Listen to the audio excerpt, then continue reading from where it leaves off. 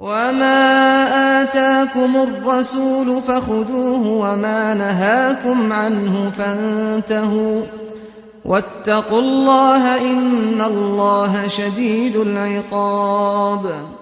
الحمد لله رب العالمين والصلاة والسلام على أشرف الأنبياء والمرسلين أما بعد. حدثنا مسدد قال حدثنا حماد عن الزبير بن العربي قال سأل رجل ابن عمر، سوال کیا ایک آدمی نے سیدنا ابن عمر رضی اللہ عنہ وارضاہ سے عن استلام الحجر، حجر اسود کے استلام کے بارے میں، اس کو چھونے کے بارے میں. فقال، تو انہوں نے فرمایا سیدنا ابن عمر رضی اللہ عنہ نے، رأیت رسول اللہ صلی اللہ علیہ وسلم یستلمہ ویقبلہ، میں نے رسول کریم صلی اللہ علیہ وسلم کو دیکھا کہ وہ اس کا استلام بھی کرتے تھے، اس کو چھوتے بھی تھے اور اس کا بوسہ بھی لیتے تھے. ویقبلہ، اس کا بوسہ بھی لیتے تھے. دیکھیے صحابہ کرام نے ہمیں کیا تعلیم دی، ہمیں کیا سکھایا کہ جب کوئی سوال کیا جائے تو اس کا جواب وہ اپنی طرف سے نہیں دیتے تھے، وہ نبی کریم صلی اللہ علیہ وسلم کی سنت بیان کرتے، نبی کریم صلی اللہ علیہ وسلم کا طریقہ بیان کرتے، دلیل کے ساتھ جواب دیتے. تو حضرت ابن عمر رضی اللہ عنہ نے فرمایا، ان سے کسی آدمی نے حجر اسود کو چھونے کے بارے میں سوال کیا کہ چھونا چاہیے کہ نہیں. انہوں نے فرمایا میں نے رسول کریم صلی اللہ علیہ وسلم کو چھوتے ہوئے اور بوسہ دیتے ہوئے دیکھا ہے.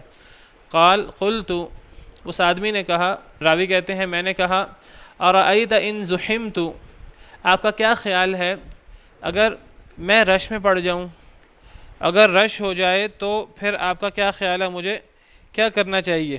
اگر رش ہو تو پھر آپ کا کیا خیال ہے؟ ارأیت کا لفظی مطلب ہے آپ کیا دیکھتے ہیں، یعنی آپ کا کیا خیال ہے.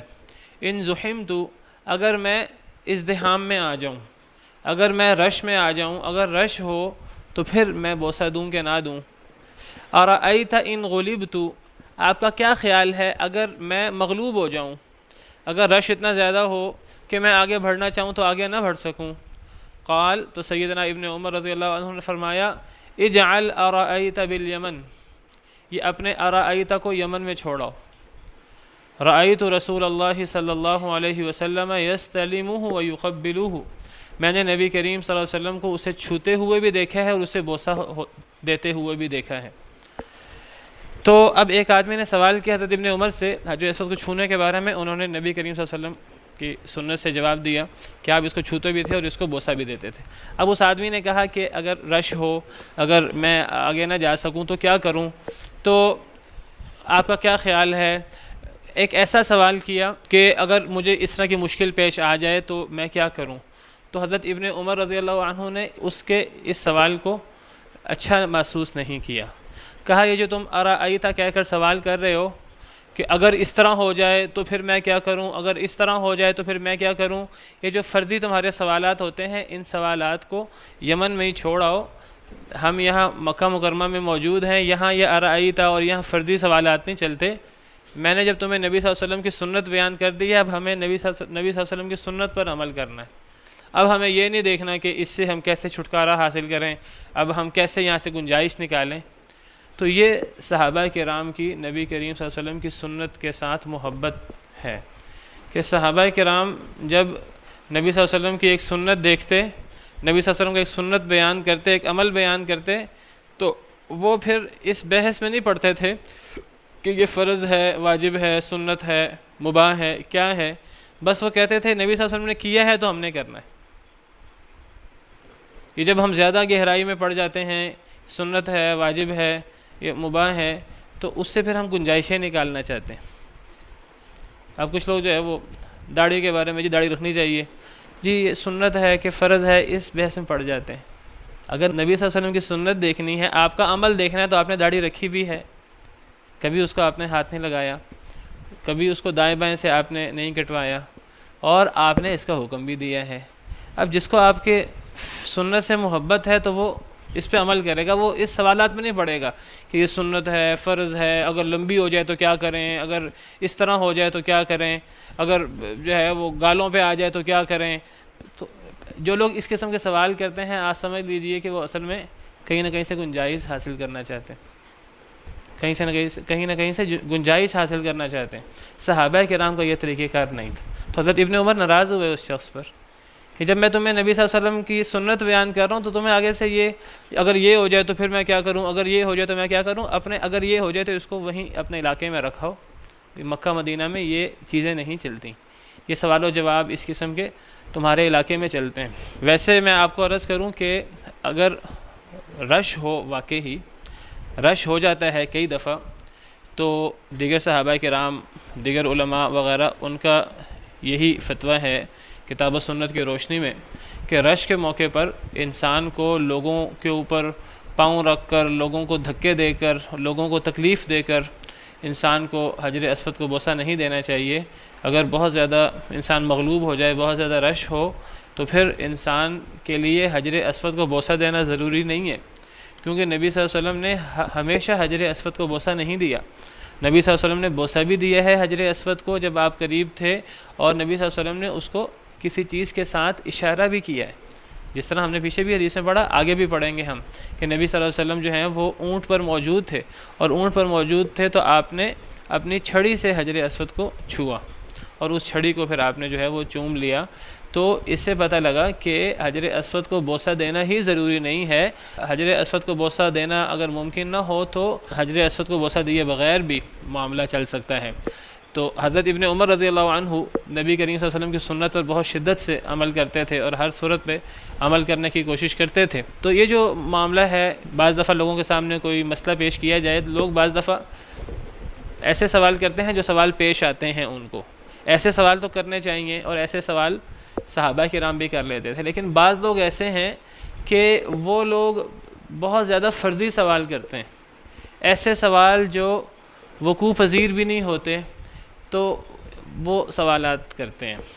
اور اس بارے میں باقاعدہ قدیم زمانے سے علماء کے اندر دو گروہ چلے آ رہے ہیں۔ ایک گروہ ایسا ہے کہ جو فرضی سوالات پیدا کرتا ہے بہت زیادہ، اور وہ یہ توجیہ کرتا ہے کہ یہ فرضی سوال ہم اس لیے پیدا کر رہے ہیں کہ اگر کبھی یہ مسئلہ پیدا ہو گیا تو اس کا جواب جو ہے وہ لوگوں کو ہم علماء سے پوچھ لیں، جید علماء سے، اور جید علماء اس کا جواب بتا دیں، تاکہ اگر کبھی یہ مسئلہ پیش آ گیا تو لوگوں کے لیے مشکل نہ ہو۔ ایک رائے یہ ہے، ان ایسے لوگوں کو اہل الرائے کہا جاتا ہے۔ اہل الرائے جو ہیں یہ عراق میں زیادہ بستے تھے، تو ان لوگوں کی رائے یہ تھی کہ فرضی مسائل جو ہیں وہ ان پہ غور کیا جا سکتا ہے، اور ان کا مسائل کا حل نکالا جا سکتا ہے۔ اور دوسرے علماء جو حجاز وغیرہ کے تھے، مکہ مکرمہ مدینہ منورہ کے، تو جو علماء تھے ان کی رائے یہ تھی کہ یہ فرضی مسائل پیدا نہیں کرنے چاہیے۔ تو چونکہ یہ چیزیں صحابہ کرام کے دور میں ہونا شروع ہو گئی تھیں، تو حضرت ابن عمر رضی اللہ عنہ اس کے مخالف تھے۔ حضرت ابن عمر رضی اللہ عنہ اس کے شدید مخالف تھے، ان کے والد حضرت عمر بھی اس کے شدید مخالف تھے۔ تو اس لیے حضرت ابن عمر کو اس لفظ سے جو ہے نا وہ ایک چڑ سی تھی کہ یہ جو فرضی سوالات ہوتے ہیں، تو انہوں نے سمجھا جیسے یہ شخص فرضی قسم کا سوال کر رہا ہے، تو اس کو ڈانٹ دیا۔ انہوں نے کہا جب میں تمہیں حدیث بیان کر رہا ہوں تو پھر یہ ارائیتا وغیرہ، یہ فرضی مسائل یہ اپنے گھر میں رکھو، یہ ہمارے ہاں فرضی مسائل نہیں چلتے، یہ تمہارے یمن میں چلتے ہیں، تمہارے علاقے میں چلتے ہیں، اس کو اپنی جگہ رکھو۔ تو اللہ تعالیٰ نے قرآن کریم میں فرمایا ہے، یا ایھا الذین آمنوا لا تسألوا عن اشیاء ان تبد لکم تسؤکم، اے ایمان والو ان اشیاء کے بارے میں سوال نہ کرو کہ اگر تمہارے لیے ان کا جواب واضح کیا جائے تو تمہیں برا لگے گا۔ تو اس کا گویا کہ مطلب یہ ہے کہ انسان کو زیادہ سوال نہیں کرنے چاہیے۔ وَإِن تَسْأَلُوا عَنْهَا حِينَ يُنَزَّلُ الْقُرْآنُ تُبْدَ لَكُمْ، جب قرآن نازل ہو رہا ہوگا اس وقت خود بخود تمہارے اس سوال کا جواب قرآن میں آ جائے گا۔ تو انسان کو بہت زیادہ سوالات کرنے نہیں چاہیے۔ اسی طرح سورہ بقرہ میں ہے، ام تريدون ان تسألوا رسولكم كما سئل موسى من قبل، کیا تم چاہتے ہو کہ تم اپنے رسول سے اس طرح سوال کرو جس طرح موسیٰ علیہ السلام سے بنی اسرائیل سوال کرتے تھے۔ آپ کو پتہ بنی اسرائیل بہت زیادہ سوال کرتے تھے، تو یہ جو کثرت سے سوال کرنا یہ پسندیدہ نہیں ہے۔ باقاعدہ نبی کریم صلی اللہ علیہ وسلم کا ارشاد ہے کہ پچھلی امتیں جو ہلاک ہوئیں تو وہ قیل و قال، کثرت سوال اور اضاعت مال، ان کی وجہ سے جو ہے وہ پچھلی امتیں ہلاک ہوئی ہیں۔ تو کثرت سوال، حضرت موسیٰ نے اپنی قوم سے کہا جب قتل ہو گیا کہ ایک گائے ذبح کرو، تو اس گائے کے حصے کو مقتول کے ساتھ لگاؤ، اللہ معجزہ دکھائیں گے، مقتول زندہ ہو کر تمہیں اپنے قاتل کے بارے میں بتا دے گا۔ انہوں نے وہی اپنے سوالات شروع کر دیے کہ گائے کیسی ہو، گائے کا رنگ کیسا ہو، تو ان کا دل نہیں تھا کہ وہ گائے ذبح کریں۔ تو جب دل نہیں ہوتا عمل کرنے کا تب لوگ سوال شروع کر دیتے ہیں۔ جس طرح ابھی میں نے آپ کو مثال دی، داڑھی کے بارے میں سوال شروع کر دیں گے، اگر داڑھی جو ہے نا وہ گلے پہ آ جائے، اگر گالوں پہ آ جائے، اگر یہ ہو، اگر وہ ہو۔ جب نبی صلی اللہ علیہ وسلم نے رکھی ہے تو ہم نے رکھنی ہے۔ جو رکھنا چاہتا ہے وہ اس قسم کے سوالوں میں اور ان چیزوں میں نہیں پڑتا۔ کوئی چیز پیش آ جائے، دیکھیے میں کہتا ہوں کوئی چیز پیش آ جائے سوال ہو سکتا ہے، پیش آئی نہیں ہے لیکن ایک بندہ جو ہے نا وہ 10-15 سوال کر دے، اس کا مطلب ہے کہ وہ جان چھڑانا چاہتا ہے۔ تو یہ انداز جو ہے وہ ہماری امت کا نہیں، یہ بنی اسرائیل کا انداز ہے۔ تو اس سورہ بقرہ میں اللہ نے فرمایا لا ام تريدون ان تسالوا رسولكم كما سئل موسى من قبل، کیا تم اپنے رسول سے اس طرح سوال کرنا چاہتے ہو جس طرح موسیٰ علیہ السلام سے پہلے سوال کیا گیا۔ اور اگلا جملہ دیکھیں ومن يتبدل الكفر بالایمان فقد ضل سواء السبیل، جو ایمان کے بعد ایمان کو کفر سے بدل دے فقد ضل سواء السبیل، تو سیدھے رستے سے گمراہ ہو جاتا ہے۔ پیچھے سوال کی بات ہو رہی ہے، آگے ایمان کو کفر سے بدلنے کی بات ہو رہی ہے، جس سے پتہ لگتا ہے کہ بعض دفعہ یہ سوالات انسان کو ایمان سے کفر تک لے جاتے ہیں۔ یہ بعض دفعہ سوالات انسان کو بہت خراب کرتے ہیں اور انسان ان سوالات میں پڑھ کر دین سے دور ہوتا ہے۔ آپ کچھ کہنے لگے تھے؟ نہیں، اصل میں دیکھیے سوالات ارائیتا کے ذریعے سوال ہوئے ہیں، یہ سوال نبی صلی اللہ علیہ وسلم سے بھی ہوئے، بعض صحابہ نے بھی آپ سے ارائیتا کہہ کر، نبی صلی اللہ علیہ وسلم نے ایک دفعہ حکام کے بارے میں ایک بات کی تو بعض صحابہ نے سوال کیا کہ آپ کا کیا، وہاں لفظ ارائیتا موجود ہے، آپ کا کیا خیال ہے اگر حکام ہمارے ساتھ ظلم کریں اور وہ ہم سے اپنے حقوق لیں، ہمیں حقوق نہ دیں تو ہم کیا کریں؟ آپ نے اس کا جواب دیا ہے، آپ ان صحابی پہ ناراض نہیں ہوئے۔ اس سے پتہ لگتا ہے کہ یہ سوالات ضرورت کے تحت ہوں تو اس میں حرج نہیں ہے، لیکن یہ ایک پورا ایک اسکول آف تھاٹ بن جائے، فرضی مسئلے نکالنا اور فرضی مسئلے کر کے جو ہے نا حل کرنا، ہر قرآن کی آیت ہو، ہر حدیث ہو، اس میں فرضی مسئلے نکال کر جو ہے نئی نئی چیزیں کرنے کی کوشش کرنا، یہ ایک پورا جو اسکول آف تھاٹ بننا، یہ چیز جو ہے وہ پسندیدہ نہیں ہے اس طبقے کے ہاں جو اس کو صحیح نہیں سمجھتا۔ جو لوگ اس کو صحیح نہیں سمجھتے ان کو اہل الحدیث مکتب فکر کہا جاتا ہے۔ ایک تو ہمارے آج کے دور کے اہل حدیث حنفی، مالکی، شافعی، یہ وہ اہل الحدیث نہیں ہے، یہ وہ ایک اہل الحدیث اور اہل الرائے، یہ دو اسکول آف تھاٹ ہیں بہت پرانے۔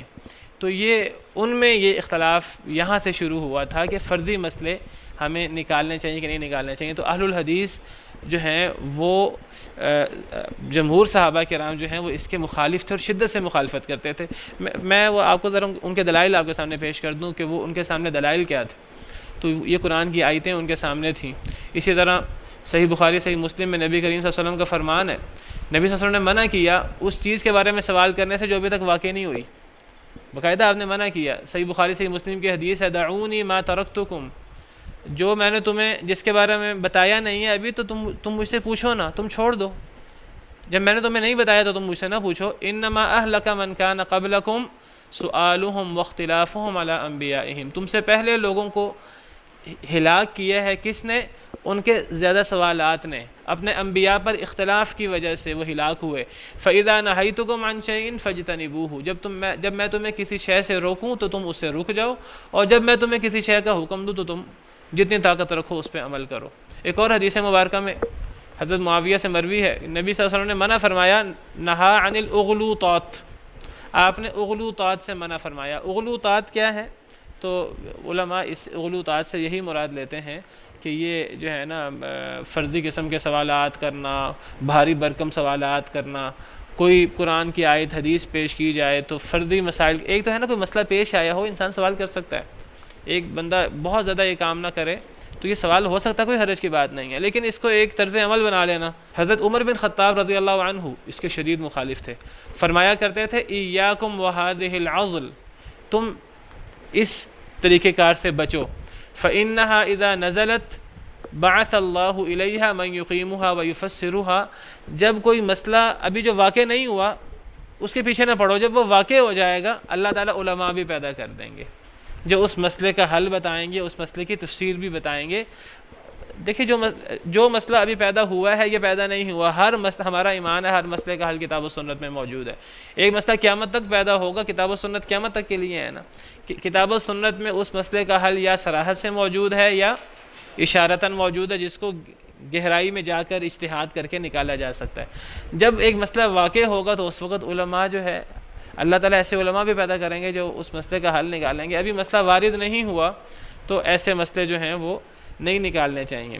حضرت مسروق بہت بڑے تابعی ہیں، تو وہ فرماتے ہیں سألت ابی بن کعب، میں نے ایک دفعہ ابی بن کعب، یہ جو سب سے بڑے قاری تھے صحابہ کرام میں سے، یہ وہ صحابی تھے، حضرت عمر بھی ان سے سوال کرتے تھے، تو میں نے ایک دفعہ ابی بن کعب رضی اللہ عنہ سے سوال کیا عن مسئلۃ، ایک مسئلے کے بارے میں، فقال، تو انہوں نے پوچھا اکانت هذه بعد، کیا یہ مسئلہ واقع ہو چکا ہے جو تم سوال کر رہے ہو، کیا یہ مسئلہ پیش آ چکا ہے کہ ابھی پیش نہیں آیا؟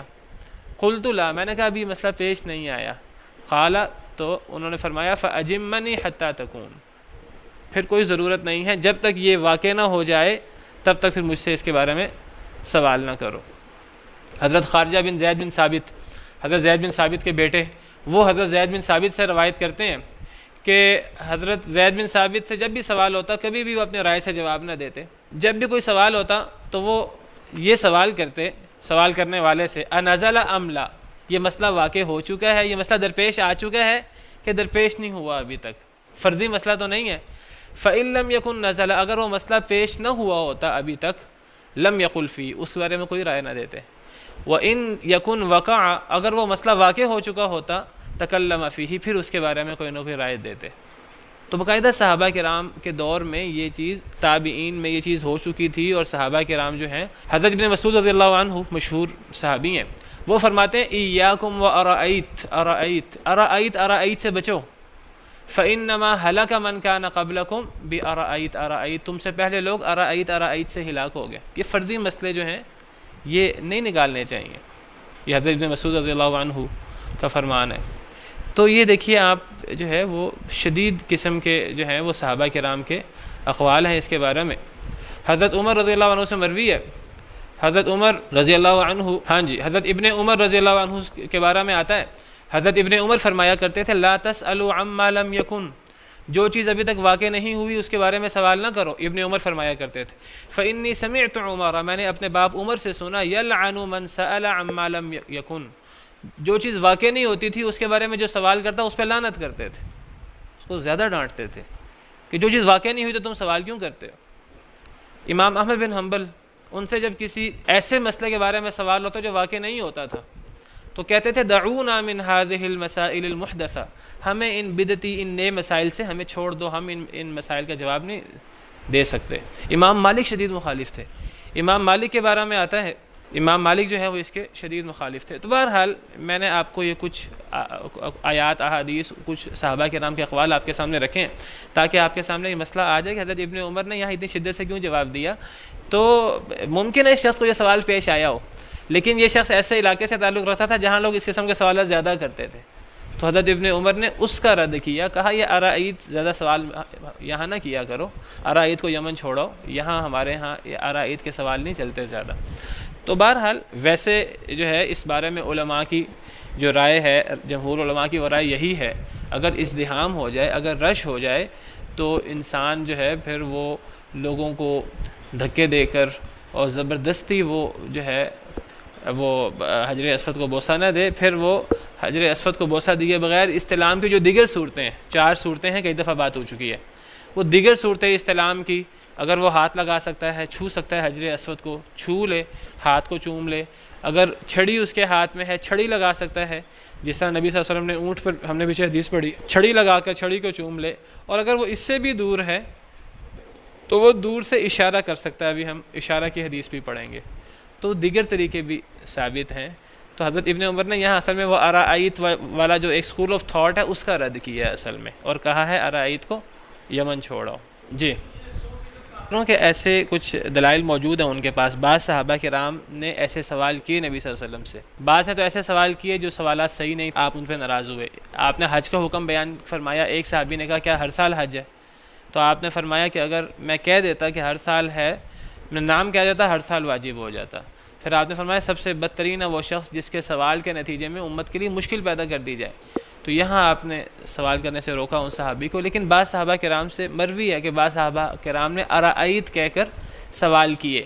تو اس کے بارے میں تطبیق میں یہ سمجھتا ہوں کہ اس کو ایک پورا طریقہ کار بنانے کی بجائے کبھی کوئی مسئلہ اس طرح کا پیش آیا ہو تو بندہ یہ سوال کر سکتا ہے. لیکن کوئی مسئلہ پیش نہ آیا ہو تو ان مسائل کو، فرضی مسائل کو گھڑ گھڑ کر جو ہے وہ بندہ مسئلے حل کرنے لگے. جب وہ مسئلہ پیش ہوگا تو انشاءاللہ جس طرح ابھی ہم نے بعض صحابہ کرام کے اقوال پڑھے ہیں، جب وہ مسئلہ پیش ہوگا تو اللہ تعالیٰ ایسے علماء پیدا کریں گے جو اس مسئلے کا حل کریں گے. تو یہ فردی مسائل گھڑنے سے صرف یہ نہیں ہوتا کہ فردی مسائل گھڑے جاتے ہیں. فردی مسائل گھڑنے کے بعد جب انسان ان کا حل تلاش کرتا ہے آراء سے، پھر ان فردی مسائل کو نصوص کی حیثیت حاصل ہو جاتی ہے. پھر ان فردی مسائل پر مزید قیاسات ہوتے ہیں، تو قیاس در قیاس ہو کے وہ چیز شریعت سے کافی دور کئی دفعہ نکل جاتی ہے. تو یہاں سے مسئلہ پیدا ہوتا ہے. تو شریعت سے آہستہ آہستہ دور ہوتے جاتے ہیں. اس لیے جو ہے وہ بعض صحابہ کرام میں سے اکثر صحابہ کرام اس کی شدید مخالفت کرتے تھے. تو بہرحال یہ ایک پورا اسکول آف تھاٹ ہے کہ فرضی مسائل جو ہیں وہ گھڑنے چاہیے. فرضی مسائل گھڑنے سے جو ہے نا ہماری ذہنی صلاحیتیں، اجتہاد کی صلاحیتیں پروان چڑھتی ہیں. ایک یہ رائے موجود ہے، میں نے پہلے آپ کو ذکر کیا. لیکن بہرحال جمہور صحابہ کرام، مجھے نہیں معلوم صحابہ کرام میں سے کوئی ایک صحابی بھی اس طرف ہے کہ نہیں، ممکن ہے بعض صحابہ کرام اس طرف بھی ہوں.